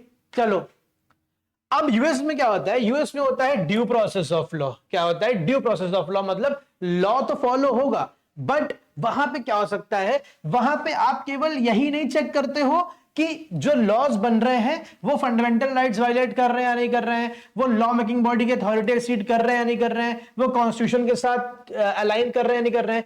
वहां पे आप ये भी चेक करते हो कि ये जो लॉज बन रहे हैं ये रीजनेबल हैं कि नहीं। समझ रहे हो आप? ये रीजनेबल है कि नहीं, ठीक, ये भी चेक होता है। इंडिया में नहीं होता है, इंडिया में नहीं होता है। यूएस में फॉलो होता है ड्यू प्रोसेस ऑफ लॉ, मतलब जो प्रोसेस लॉ स्टैब्लिश कर रहा है वो लॉजिकल है भी या नहीं, वो ठीक है भी या नहीं, वो रीजनेबल है भी या नहीं। मतलब वहां के जजेस जो हैं क्या कर सकते हैं बेटा, अपना रेशनल, अपना लॉजिक देख सकते हैं, जो लॉ बनाए सूटेबल है भी नहीं हमारी कंट्री के लिए या हमारी गवर्नमेंट के लिए या हमारे लोगों के लिए, ये देख सकता है यूएस का court. Indian courts are not bound to do that. They follow the procedure established by law. They don't follow the due process of law. Okay? तो ये स्टेटमेंट क्या है? The Indian Constitution follows the principle of due process. यहीं पे गलत हो जाता है, लेकिन बहरहाल आप आगे देख लो, similar to USA नहीं, which allows courts to assess not only the legality but also the reasonableness of law. ठीक है? ये कहां होता है? ये यूएस में होता है। प्लीज अंडरस्टैंड द डिफरेंस, बहुत इंपॉर्टेंट है ये। दूसरा गलत हो गया, पहला सही हो गया। How many are correct? Only one. Okay, which of the following is are correct? Only one, है ना। चलो आगे बढ़ो, समझ गए इस चीज को, है ना। अच्छा, अब हाई कोर्ट आ गया। अपॉइंटमेंट ऑफ हाई कोर्ट जजेस। भाई हाई कोर्ट जजेस जो है, chief justice of high court is appointed by president after consultation with the chief justice of India and governor of the respective state. बिल्कुल ठीक है। Okay, the other high court judges are appointed by president after consultation with chief justice of India, governor of state and the chief justice of concerned high court. ये याद रखना, यहां पे chief justice of India से consultation है, it includes 2 जजेस, ठीक है। ये इनसे कंसल्ट करके बताएगा, ठीक, ये भी ठीक है, बिल्कुल ओके, दोनों ठीक है। ये भी किसी से, ये भी कलीजियम सिस्टम से ही हो रहा है, ये कॉन्स्टिट्यूशन में नहीं बताया है, ठीक है। जो कलीजियम सिस्टम मैंने वहां बताया था वो दोनों के लिए है, याद रखना। बट फर्क क्या है कि जो हाई कोर्ट के जजेस अपॉइंट होते हैं उनका कलीजियम अलग मेंबर्स का होता है और सुप्रीम कोर्ट के जजेस का कलीजियम अलग मेंबर्स का होता है। उसका बताया था मैंने क्या होता है। The collegium system which plays a key role in the appointment of high court judges is not mentioned in our constitution. बिल्कुल ठीक है, mentioned ही नहीं है। ये तो सुप्रीम कोर्ट का क्या है, इजाद करा हुआ एक मेथड है। Okay, which of the statement, how many are correct भाई? All 3 are correct, ठीक है, all 3 are correct, all 3 are correct, तीनों करेक्ट है ना, बिल्कुल ठीक है। चलो आगे बढ़ो। Consider the following statement regarding the removal of high court judges. A high court judge can be removed only by the president of India through an address passed by both houses of parliament with a special majority. नहीं समझा रहा हूं, जब समझाया था supreme court जज का removal तो बताया था कि हाई कोर्ट के जज का रिमूवल भी एब्सोल्युटली सेम होता है, उसी नॉलेज पे सॉल्व करो क्वेश्चन। इसका आंसर ही नहीं बताऊंगा, पर एक चीज बताऊंगा हाँ इसमें, ठीक है, इसलिए बताऊंगा the ground for removal include proven misbehaviour और इनकैपेसिटी, बिल्कुल ठीक है, माफी गुरुदेव, ठीक, बिल्कुल ठीक है। As defined in article 217, article 217 में ही मेंशन्ड है, पर डिफाइंड नहीं है, ना ही सुप्रीम कोर्ट के केस में, ना ही हाई कोर्ट के केस में। प्रूव्ड मिसबिहेवियर और इनकैपेसिटी क्या है, it is not defined anywhere in our constitution, ठीक है, समझ गया, ठीक। आर्टिकल 217 में मेंशन्ड लिखा होता तो ठीक होता, तो ये स्टेटमेंट तो गलत हो गया। बाकी आप बताओ सही आंसर क्या होगा, ए बी सी डी देख लो एक बार, only one, only two, all three, none, correct पूछ रहा है, आप बताओ। एक चीज मैंने बता दी, ओके ओके, आगे बढ़ो। स्टेटमेंट्स कंसीडर करो भाई। The constitution of India authorises the parliament to establish a common high court for 2 or more states or for 2 or more states and a union territory, बिल्कुल ठीक है, ठीक। 2 और मोर स्टेट्स के लिए आप, originally ये नहीं था, 7th कॉन्स्टिट्यूशनल अमेंडमेंट एक्ट ने अलाउ कर दिया पार्लियामेंट को कि आप 2 स्टेट्स के लिए कॉमन हाई कोर्ट क्या कर सकते हो, स्टैब्लिश कर सकते हो, और आप 2 स्टेट्स और 1 यूनियन टेरिटरी के लिए चाहते हो तो भी कर सकते हो। जैसे एग्जांपल दूं, 2 स्टेट्स के लिए कॉमन हाई कोर्ट क्या है भाई, पंजाब हरियाणा, दोनों का हाई कोर्ट एक ही है ना, उसको बोलते हैं पंजाब हरियाणा हाई कोर्ट। महाराष्ट्र वाला जो हाई कोर्ट है, जो बॉम्बे हाई कोर्ट है, उसका जुरिडिक्शन गोवा का भी उसी के पास है, तो गोवा महाराष्ट्र का कॉमन है, ठीक है। और क्या है, यूनियन टेरिटरी का सुनो, पंजाब हरियाणा वाला जो है, इसके साथ चंडीगढ़ वाली यूनियन टेरिटरी का भी जुरिडिक्शन किसके पास है, इसी के पास है। जो मैं आपको क्या बता रहा था, महाराष्ट्र गोवा, उसके पास कौन सी यूनियन टेरिटरी का है, बताओ जरा मुझे कमेंट सेक्शन में, कौन सी यूनियन टेरिटरी का उसके पास जुरिडिक्शन है, ठीक है, ठीक। और बताओ अंडमान का किसके पास है, अंडमान एंड निकोबार आइलैंड्स का वेस्ट बंगाल के पास, लक्षद्वीप का किसके पास है, केरला के पास, ठीक है, और पुडुचेरी किसके पास है, मद्रास हाई कोर्ट के पास, ठीक है, समझ गए आप, इस बात को याद रखिएगा, ओके, ठीक। तो बिल्कुल ठीक हो जाएगा, ऑथराइज करता है भाई, 7th कॉन्स्टिट्यूशनल अमेंडमेंट ने करा दिया था। Delhi is the only UT to have its separate high court, हाँ बिल्कुल ठीक है। अब आपके दिमाग में एक सवाल उठना चाहिए, सर लद्दाख और जम्मू कश्मीर के पास भी तो अपना हाई कोर्ट है। देखो, दिल्ली, क्वेश्चन का लैंग्वेज समझो, Delhi is the only UT to have its separate high court. अब देखो वहां पे क्या सीन है, J&K और लद्दाख 2 यूटी है ना, दोनों का एक कॉमन हाई कोर्ट है, समझे आप, दोनों का एक कॉमन हाई कोर्ट है, तो सेपरेट कैसे हो गया भाई, ना J&K का सेपरेट है ना लद्दाख का सेपरेट है, दोनों का कॉमन है एक, ठीक। तो आंसर हो जाएगा क्या, बिल्कुल ठीक, दिल्ली ही एक ऐसा है जिसके पास अपना खुद का एक सेपरेट अलोन हाई कोर्ट है। The parliament has the authority to extend the jurisdiction of a high court through any union territory, बिल्कुल ठीक है, ठीक है। क्यों बताया था, सुप्रीम कोर्ट और हाई कोर्ट का जुरिडिक्शन पार्लियामेंट एक्सटेंड कर सकता है, कर्टेल नहीं कर सकता है, उसी एग्जांपल यहां पे आप देख लो। तो भाई तीनों सही हो गए, करेक्ट कौन से हैं, ओनली 3, ओनली नहीं ऑल 3 लिखना चाहिए था ना यहाँ पे, हाँ ओके ठीक है, समझ गए आप, चलो। Consider the following statements with reference to the strength of High Court. ठीक, the Constitution does not specify the strength of a High Court and leaves it to the discretion of President. बिल्कुल ठीक है, हमारा Constitution बोलता है कि एक chief justice of high court होगा और जजेस होंगे, कितने जजेस होंगे,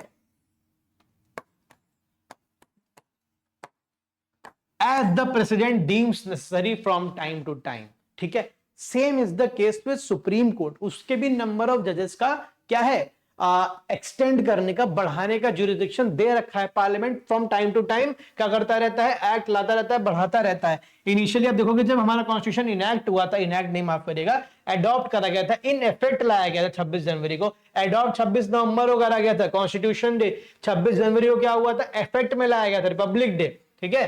तो किस दिन इफेक्ट में लाया गया था, उस दिन 8 जजेस थे सुप्रीम कोर्ट में, 1 + 7, एक chief justice of India, supreme court की बात कर रहा हूं, और 7 अदर जजेस।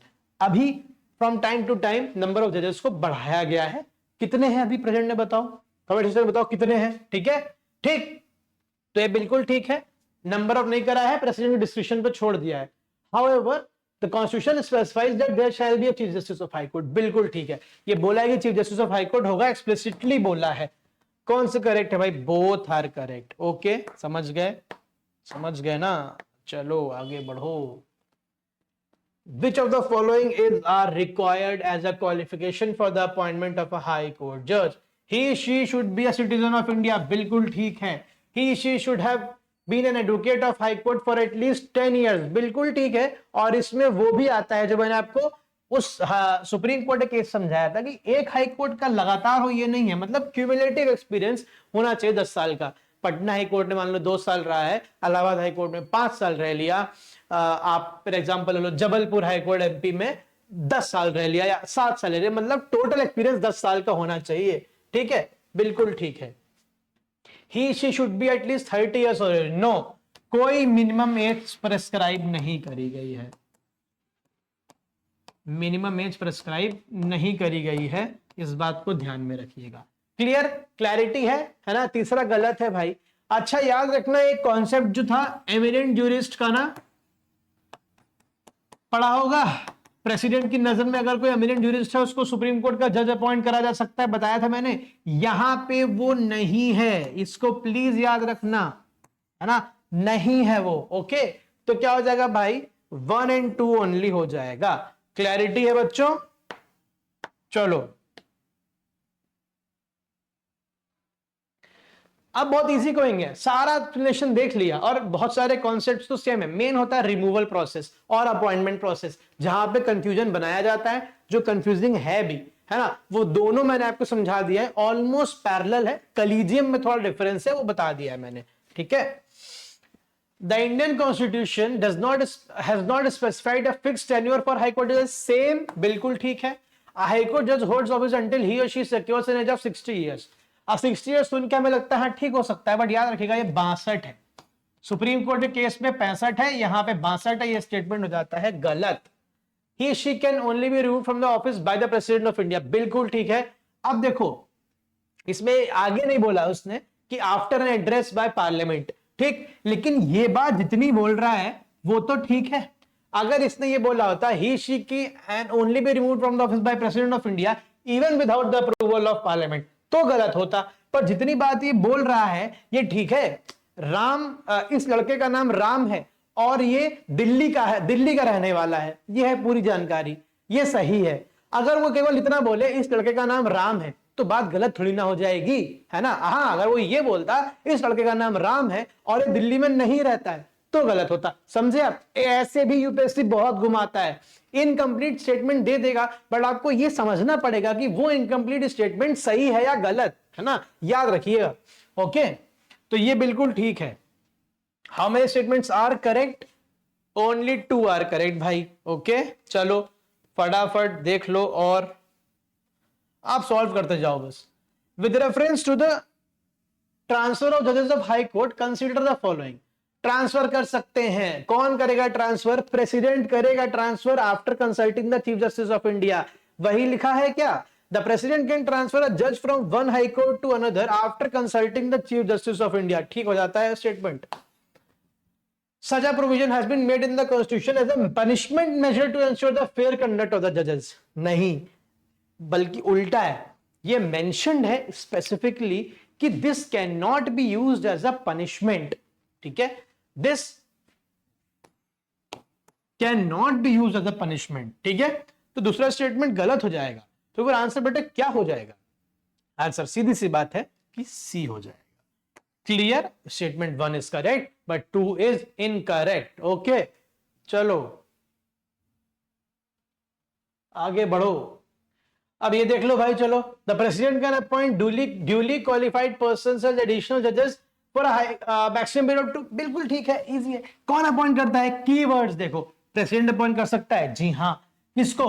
एडिशनल जजेस, जी हाँ। ड्यूली क्वालिफाइड होनी चाहिए, मतलब जो कंडीशंस हमने देखी वो फुलफिल करनी चाहिए। ठीक है, सड़क से उठा के किसी को भी नहीं बना सकता है। ठीक, मैक्सिमम पीरियड 2 साल, बिल्कुल ठीक है। तो याद रखना ये स्टेटमेंट सही हो जाता है। कौन करेगा अपॉइंट एडिशनल जजेस? प्रेसिडेंट। क्यों? वही बात, जब वर्क ज्यादा हो, वर्कलोड ज्यादा हो, अरियर्स हो, तो आप एडिशनल जजेस एम्प्लॉय कर सकते हो। ठीक है। The chief justice of India can appoint a duly qualified person as an acting जज of our high court when a जज of that high court is absent. यहां पे, यहां से देखो ना, तो ये स्टेटमेंट ठीक है, स्टेटमेंट गलत होता है यहां पे। ये भी प्रेसिडेंट ही करेगा, president of India can appoint a duly. अब ये क्यों होता है भाई? अगर हाईकोर्ट का जज कोई एब्सेंट हो, आप एक्टिंग जज क्या कर सकते हो? अपॉइंट कर सकते हो। लेकिन इसका टाइम पीरियड क्या रहेगा? 2 साल, 3 साल, 4 साल, 1 साल, कुछ नहीं मेंशन है। जब तक जो ये हाईकोर्ट का जज जो एब्सेंट है ये रिज्यूम नहीं कर लेता है ऑफिस, तब तक ये रहेगा पावर में। अगर दे देता है वो कि 1 साल, 6 महीना, 2 साल, आप सब गलत कर देना। बिकॉज कब तक ये रहता है ऑफिस में? जब तक the absent person does not resume his or her office. ठीक है, कौन करेगा? प्रेसिडेंट अपॉइंट करेगा। ये गलत हो जाता है, इज और करेक्ट पूछ रहा है, वन ओनली। क्लियर? चलो आगे बढ़ो। Consider the following pairs. हाँ अभी देखा था। यूनियन टेरिटरी और हाई किस में आता है? लक्षद्वीप कर्नाटका में आता है? नहीं भाई, केरल में आता है। ये गलत हो गया पहला, ये केरला के जुरिडिक्शन में आता है। अंडमान निकोबार, वेस्ट बंगाल, बिल्कुल ठीक है। चंडीगढ़, पंजाब हरियाणा, बिल्कुल ठीक है। यही है हाई कोर्ट का नाम, कंफ्यूज मत होना। ये नहीं कि पंजाब एंड हरियाणा का हाई कोर्ट को क्या बोलते हैं sir? Patiala high court, Ludhiana high court, Chandigarh high court, नहीं, Punjab and Haryana high court ही बोलते हैं उसको, वही उसका ऑफिशियल नेम है। जुरिडिक्शन कहाँ है इसकी? पंजाब जुरिडिक्शन इसी की है, हरियाणा जुरिडिक्शन इसी की है, और चंडीगढ़ की यूटी की जुरिडिक्शन भी इसी की है। ठीक है, अब मुझे जरा कमेंट सेक्शन में बताओ। देखो, जम्मू कश्मीर और लद्दाख बची, उनका तो अपना एक हाई कोर्ट है जिसका नाम है Jammu Kashmir and Ladakh high court. ठीक, अब मुझे बताओ कि दमन एंड दीव एंड दादर नागर हवेली का जुरिडिक्शन किसके पास है? ये क्वेश्चन है आपके लिए, बताइए। ठीक है, दिल्ली का हमने देखा, दिल्ली ही है। ओके, समझ गए? चलो आंसर का तो करेक्टली मैच्ड ओनली 2 है ना, कर्नाटका में नहीं है Lakshadweep. Consider the following statement with reference to supervisory jurisdiction of high courts. A high court has the power of superintendence over all courts and tribunals functioning in its territorial jurisdiction excluding military courts. बिल्कुल ठीक है, military courts पे इसका क्या होता है? High court का jurisdiction नहीं होता है, कंट्रोल नहीं होता है। ओके, क्या हुआ?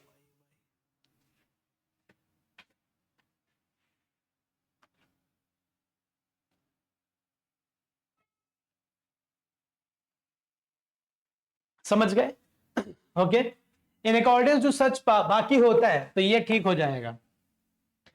ठीक, in accordance to such powers high courts can make general rules for the regulation of proceedings in subordinate courts. बिल्कुल ठीक है, सबऑर्डिनेट कोर्ट्स का administrative as well as jurisdiction control किसके पास होता है? हाई कोर्ट के पास। ठीक है, हाई कोर्ट एक तरीके से उनको हर तरीके से, उनमें प्रोसीडिंग्स के तरीके क्या होंगे, जनरल रूल्स क्या होंगे, ठीक, सब कौन करता है? सब कौन? आपका हाई कोर्ट ही प्रिस्क्राइब करता है। ठीक है, okay. However the constitution debars the high court to take suo motu action in this regard. नहीं, कॉन्स्टिट्यूशन जो है हाई कोर्ट को नहीं डिबार करता है। हाई कोर्ट इस संदर्भ में सुओ मोटो मतलब खुद से ही एक्शन ले सकता है। अगर किसी का एप्लीकेशन आ रहा है, किसी का पीआईएल आ रहा है या किसी का अपील आ रहा है तो ले ही सकता है, लेकिन सुओ मोटो खुद से भी उसे लगता है नेसेसरी है लेना चाहिए तो ले सकता है एक्शन। समझ गए आप? गलत। कौन से करेक्ट है भाई? ओनली 2। ओके, चलो। हाँ, अच्छा, consider the following statement with reference to the power of high courts to punish for contempt of itself. अब देखिए, contempt of court not defined. अरे भाई, हमारे कॉन्स्टिट्यूशन में नॉट डिफाइंड, सबसे बड़ी बात याद रखिएगा, नॉट डिफाइंड। ठीक है, नॉट डिफाइंड कहां से आता है फिर? अभी देखो, the constitution does not define the word content of court, बिल्कुल ठीक है, and leaves it to the interpretation of supreme court of India. यहां गलत हो जाता है, supreme court of India interpretation नहीं लीव करता है। ठीक है, वो डिफाइन ही नहीं करता है। पार्लियामेंट ने बाद में एक लॉ पास किया, जिस लॉ का नाम है कंटेम्प्ट ऑफ कोर्ट एक्ट 1971। ये लॉ डिफाइन करता है कंटेम्प्ट ऑफ कोर्ट को, और सारे प्रोविजंस जो भी रिलेटेड है कंटेम्प्ट ऑफ कोर्ट से, उसको क्या करता है? डिफाइन करता है और लिस्ट डाउन करता है। कंटेम्प्ट ऑफ कोर्ट दोनों सिविल और क्रिमिनल मैटर्स में क्या होता है? अप्लाई होता है, ठीक है। मतलब what is contempt of court, basically अगर आप सुप्रीम कोर्ट या हाई कोर्ट को क्या करोगे या फिर सबऑर्डिनेट कोर्ट्स को क्या करोगे, उनका कंटेम्प्ट करोगे, उनको हानि करोगे, उनकी बुराई करोगे, है ना, तो फिर क्या कर सकते हैं, वो आपको या उनकी तौहीन करोगे। तो फिर कुणाल कामरा का केस याद है ना अभी रिसेंटली, ठीक है, तो वो क्या कर सकते हैं, आपको पनिश कर सकते हैं अपने इसके लिए। It is done to let their authority, या फिर देयर जो उनका स्टैचर है उसको सुप्रीम बनाए रखने के लिए ऐसा करा गया, ठीक है। तो ये गलत हो गया, है ना, ये सही हो गया, ये वाला देख लेते हैं। High court has the power to punish for contempt of not only itself but also the contempt of subordinate courts. Quite interesting but true, ये ट्रू है, ओके, बिल्कुल ट्रू है। चलिए ठीक, अब क्या हुआ सॉरी, अब हो गया थैंक यू, ठीक है। तो थैंक यू तो हो गया, आई होप समझ में। अच्छा नहीं नहीं नहीं नहीं, अभी थैंक यू कैसे, अभी तो पार्लियामेंट वाले क्वेश्चंस बाकी हैं। देखो, which of the following statements regarding the consultancy fund of India is, consultancy नहीं, consolidated fund of India is correct. देखिए, आर्टिकल 266 के तहत इस फंड को एस्टैब्लिश करा जाता है, ठीक है। आर्टिकल 266 के तहत एक और फंड एस्टैब्लिश होता है, दैट इज पब्लिक अकाउंट्स, है ना, पब्लिक अकाउंट्स। क्या फर्क है इसमें और इसमें? 267 में एस्टैब्लिश होता है कंसोलिडेटेड फंड, अरे क्या हो गया यार, contingency fund, okay, contingency fund, ठीक, ये याद रखिएगा तीनों आर्टिकल्स, ठीक। The what are they? Consolidated fund of India, India का जैसा आपका खुद का एक बैंकिंग अकाउंट होता है ना प्राइमरी, वो ये इंडिया का बैंकिंग अकाउंट है, ठीक है। मतलब जो भी हम एक्सपेंडिचर करती है सरकार वो यहां से निकलता है, जो भी हम टैक्स वगैरह जितनी भी रिसीट्स होती है गवर्नमेंट की, हम टैक्स देते हैं, सारी रिसीट्स, सारा रेवेन्यू, सारा एक्सपेंडिचर किससे होता है? कंसोलिडेटेड फंड ऑफ इंडिया से। आप कल को आईएएस बन जाओगे, आपकी सैलरी कहां से आएगी? कंसोलिडेटेड फंड ऑफ इंडिया से। आप कल को प्रधानमंत्री बन जाओगे, आपकी सैलरी कहां आएगी? कंसोलिडेटेड फंड ऑफ इंडिया से। कल को टैक्स पेयर बन जाओगे, आपका पैसा कहां डिपॉजिट होगा? कंसोलिडेटेड फंड ऑफ इंडिया में, ठीक है। अब जो हम बजट में देखते हैं ना, जो बजट में पैसा आता है, वही पैसा कहां से आता है? कंसोलिडेटेड फंड ऑफ इंडिया से ही निकाला जाता है, ठीक है। अब एक बात याद रख लो, इस फंड की सबसे खास बात यह है कि ये एग्जीक्यूटिव एक्शन पे ऑपरेट नहीं होता। मतलब अगर सरकार चाहे कि इससे पैसा निकाल ले with the order of president या with the order of government itself, with the decision of cabinet, तो ऐसा नहीं कर सकती है। बिना पार्लियामेंट्री वोट के, बिना पार्लियामेंट्री अप्रूवल के इस अकाउंट से कोई पैसा नहीं निकाला जा सकता है, इस बात को याद रखिएगा, ठीक है। Then what is public account? जो भी अदर रिसीट्स हैं गवर्नमेंट के, जैसे कि जितनी भी उनकी पब्लिक कंपनीज हैं, LIC हो गई, है ना, आपकी पोस्टल, आजकल पोस्टल पेमेंट्स बैंक चले हैं ना, इंडियन पोस्ट पेमेंट्स बैंक, उसकी कमाई हो गई, एक्सेट्रा एक्सेट्रा, सारी कमाई किसमें जाती है? इसमें जाती है, ठीक है। ये जो है ये एग्जीक्यूटिव एक्शन से ही ऑपरेट होता है, ठीक है, ये एग्जीक्यूटिव एक्शन से ही ऑपरेट होता है, ठीक, समझ गए आप? ठीक। अब देखिए क्या, अब क्वेश्चन आता है कंटिजेंसी फंड पे।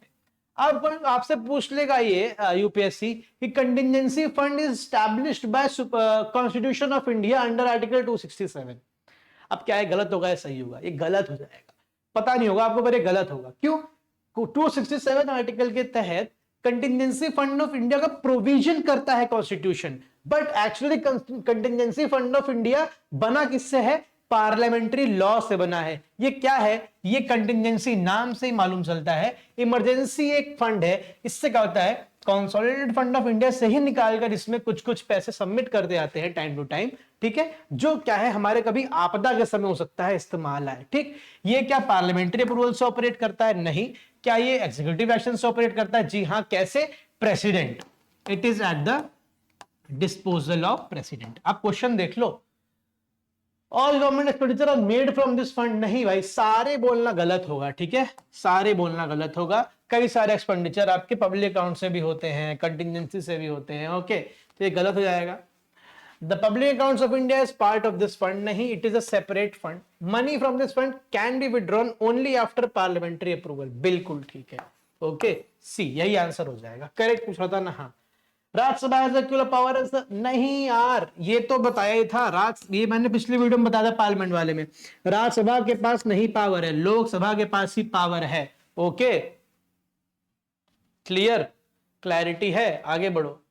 Consider the following statement regarding cut motions. अब देखो आप बजट लाए, सरकार बजट लाई और वो उसने अलग अलग पॉलिसीज के लिए अलग अलग पैसे क्या करे हैं, डेजिग्नेट करे हैं, ठीक है। अब पार्लियामेंट को लगता है कि भाई दीज मान लो फॉर एग्जांपल कोई पॉलिसी है, for example national hydrogen mission को 1000 या 100 करोड़, एग्जांपल के लिए हम अपनी कैलकुलेशन इजी करने के लिए 100 करोड़ क्या है डेजिग्नेट करेगा। पार्लियामेंट में उस पर चर्चा होती है, उस पर वोट होता है, पार्लियामेंट को लगता है कि नहीं this is not worth it, तो वो उस पर कट मोशन पास कर सकता है, मतलब उसकी ग्रांट्स जो उसके लिए डिमांडेड पैसे हैं उसको कम कर सकता है। कैसे? 3 तरीके के मोशन होते हैं। पॉलिसी कट पहला, मतलब इसका क्या होता है कि भाई ये पॉलिसी ही बेकार है, पॉलिसी कट मतलब नाम से समझो, पॉलिसी ही कट कर दी, बोला ये पॉलिसी रद्दी है तुम्हारी, ठीक है, इस पॉलिसी की जरूरत ही नहीं, हम कोई ऑल्टरनेट पॉलिसी ले आएंगे। तो पूरी डिमांड जो होती है वो कट होकर कितनी हो जाती है, ठीक, पॉलिसी ही खत्म कर दी कि नहीं कुछ नहीं है, देंगे नहीं 100 करोड़, ठीक, खत्म। ओके, समझ गए आप, ठीक, पॉलिसी ही पूरी स्क्रैप कर दी, ठीक, ये हो गया पॉलिसी कट। दूसरा कौन सा होता है भाई? दूसरा होता है इकोनॉमी कट। मैं भूल गया था, इसमें क्वेश्चन है आगे, तो वहां पर इसको डिस्कस करेंगे, अभी इसको रोक देते हैं, ठीक है। अभी देखते हैं ये, they can be moved only in the Rajya Sabha, नहीं, they can be moved in Lok Sabha, ये गलत हो जाएगा। They seek to reduce the amount of demand presented in the budget, बिल्कुल ठीक है। They can be classified into, अच्छा लिखा हुआ है policy cut, economy cut and token cut, इस पे क्वेश्चन है आगे सेपरेट, तो जरा उसी पर डिस्कस करते हैं इसको डिटेल में। तो 2 और 3 करेक्ट हो जाएगा भाई, ठीक है, समझ गए आप। हाँ, the union constitution of India explicitly uses the term budget, नहीं, बिल्कुल नहीं, ये कॉमन में यूज होता है। आर्टिकल 112 यूज करता है एनुअल फाइनेंशियल स्टेटमेंट, याद रखना इस बात को, बजट कहीं मेंशन नहीं है कॉन्स्टिट्यूशन में, गलत। The union budget includes estimates of receipts and expenditure along with taxation proposals and new policy measures, बिल्कुल ठीक है, this is तो very generic and very normal statement। The financial year in India runs from 1st January 31st December, बिल्कुल नहीं, 1 अप्रैल से 31 मार्च, इधर are correct only 1। Clear भाई, सब क्लियर हो रहा है, ये सब हम लोग पहले डिस्कस कर चुके हैं कहीं ना कहीं। हाँ, अब देखो बहुत इंपॉर्टेंट, ये आर्टिकल, एक सेकेंड यार, हाँ, ये आर्टिकल्स आपको याद होने चाहिए कुछ कुछ, ठीक। आर्टिकल 109 बोलता है money bill can only be introduce in the Lok Sabha, बिल्कुल ठीक है। आर्टिकल 109 स्पेसिफिकली मेंशन करता है कि राज्यसभा में मनी बिल क्या हो सकता है, आपका इंट्रोड्यूस नहीं हो सकता है, it will only be introduce in Lok Sabha, ये मेंशन करता है आर्टिकल 109, बिल्कुल ठीक। The Rajya Sabha has no power to vote on the demand for grants, बिल्कुल ठीक है ये भी। ये सारे जो आर्टिकल है ना, 12, 13, 109, 113, 112, 117, ये आपको याद होने चाहिए, ठीक है, बाजुबानी याद होने चाहिए। The budget must distinguish revenue expenditure from other expenditure, बिल्कुल ठीक है, एब्सोल्युटली ट्रू। 112 बोलता है the Rajya Sabha must return a money bill within 14 days to Lok Sabha, बिल्कुल ठीक है, ये समझाया हुआ है पूरा प्रोसेस। नहीं देखा है पार्लियामेंट वाला वीडियो, देखो जाके। How many of the above pairs correctly matched, भाई सारे ही करेक्टली मैच्ड है, ऑल 4, ठीक है, आंसर हो जाएगा ऑल 4। क्या हो गया यार, ठीक है भाई, मैं लिख दे रहा हूं यहाँ पे ऑल 4, सारे ही करेक्टली मैच्ड हैं, ठीक। आगे बढ़े, चलो देख लेते हैं आगे। हाँ, आ गया क्वेश्चन, ठीक है। पॉलिसी कट क्वेश्चन क्या होता है, seeks to express disapproval of the underlying government policy and suggest an alternative, ठीक है। पूरी जो डिमांड होती है it is cut down to 1 rupee, हम तुम्हें उसको 1 रुपये देंगे, तुम्हारी इस पॉलिसी की औकात 1 रुपए की है, पॉलिसी डिसअप्रूव कर दी, ठीक हो गया, सही। Economic cut motion purposes a reduction in expenditure, देखो इकोनॉमी मतलब इकोनॉमी कट, ठीक, कि तुम्हारी जो तुम 100 करोड़ मांग रहे हो, तुम 100 करोड़ मांग रहे हो, हमें नहीं लगता है कि ये 100 करोड़ क्या है वर्थ इट है, इसका काम 80 करोड़ में भी हो सकता है, ठीक है। तो एक लमसम अमाउंट क्या करता है, आपको क्या कर लेता है, डिडक्ट कर लेता है। प्रपोजल रिडक्शन इन एक्सपेंडिचर इधर as a lump sum by eliminating reducing specific items, ठीक, समझ गए आप। मतलब नेशनल हाइड्रोजन मिशन के तहत 10 फैसिलिटी नहीं, तुम्हारा 8 फैसिलिटी में भी काम चल जाएगा, तो इसी वजह से 2 फैसिलिटीज कम हो गई हैं, तो हम 20 करोड़ रुपए कम कर ले रहे हैं, ठीक है। This is economic cut motion. Not token cut, मतलब एक तरीके से सिंबॉलिक, आपको कोई पसंद नहीं आई पॉलिसी, आपको ग्रीवेंस है, उससे आपको दिक्कत है, तो आप क्या करते हो, सिंबॉलिकली क्या करते हो, 100 रुपए रिडक्ट कर लेते हो, ठीक है। एक तरीके से सिंबॉलिक डिसअप्रूवल है अपना, हम लोग कंसर्न क्या कर देते हैं, उसके थ्रू दिखा देते हैं, ठीक, ओके। तो भाई क्या हो जाएगा, तीनों करेक्ट है, ठीक है, समझ गए आप, ओके। देखते हैं अब कुछ और बाकी, आई होप अब है नहीं, अब हो गया है। अच्छा एक क्वेश्चन है, हाँ बहुत important, what are parliamentary privileges. देखिए पार्लियामेंट्री प्रिविलेजेस जो है वो पार्लियामेंटेरियंस को स्पेसिफिकली दी गई पावर्स हैं, जिससे कि वो क्या कर सके, अपना काम विदाउट एनी हैम्परिंग क्या कर सके, आगे बढ़ा सकें, ठीक है। कुछ स्पेशल उनको पावर्स दी गई हैं, लेकिन उस पावर्स का भर के क्या हो रहा है, मिसयूज हो रहा है। कुछ तो भाई कलेक्टिव प्रिविलेजेस है, जैसे कि जो पार्लियामेंट है हमारा और जो कोई भी लेजिस्लेचर है वो क्या कर सकते हैं, वो अलाउ कर सकते हैं कि no stranger can enter the house, no stranger can see the proceedings of the house, ठीक है। वो अपनी रिकॉर्डिंग्स खुद कर सकते हैं, और पहले क्या करा गया था, डीबार कर दिया गया था कि मीडिया हाउसेस अगर पार्लियामेंट क्या करता है, अप्रूव नहीं करता है, तो यहां की रिपोर्ट को पब्लिश नहीं कर सकते हैं। लेकिन 44th अमेंडमेंट ने इसको हटा दिया और बोला कि नहीं नहीं, अगर वो ट्रू है और सच है तो सारे मीडिया हाउसेस क्या कर सकते हैं, पार्लियामेंट्री जो प्रोसीडिंग्स है उनकी रिपोर्ट पब्लिश कर सकते हैं, ठीक है। तो ऐसे कई तरह के कलेक्टिव प्रिविलेजेस हैं। कुछ कुछ इंडिविजुअल प्रिविलेजेस भी हैं जो उनको मिलते हैं, जैसे कि कोई भी, थर्ड वाला देखो, कोई भी मेंबर किसी भी कोर्ट के सामने एज अ विटनेस प्रकट होने के लिए, प्रकट नहीं क्या बोलेगा उसको, प्रेजेंट होने के लिए, ही और she can not be forced, मतलब अगर पार्लियामेंट्री सेशन क्या है, कंटिन्यूएशन में है या फिर it is in operation, then no member can be asked या फिर forced by any court of law to present before them as an evidence, ठीक है, समझ गए आप, ठीक, मना कर सकते हैं, ठीक है, ठीक। जो भी उन्होंने पार्लियामेंट ने बोला या जो भी किया, ठीक है, वो क्या है, उसके लिए रिस्पॉन्सिबल नहीं है आउटसाइड द पार्लियामेंट, ही और she is only responsible to the speaker in case of Lok Sabha and chairman in case of Rajya Sabha. तो ये कुछ इंडिविजुअल प्रिविलेजेस भी दिए गए उनको। आइए क्वेश्चन देख लेते हैं। These privileges are extended to parliament, बिल्कुल ठीक है, including the president as he और she is an integral part of it. देखिए president is an integral part of what, of parliament, but parliamentary privileges president को नहीं extend करेगा, because president के पास अपने खुद के सेट ऑफ प्रिविलेजेस हैं, जिन्हें हम लोग हमने पढ़ा है आर्टिकल 14 में, 15 में और तमाम जगह पढ़ा है, ठीक है। इंक्लूडिंग द तो गलत हो जाएगा भाई, है ना।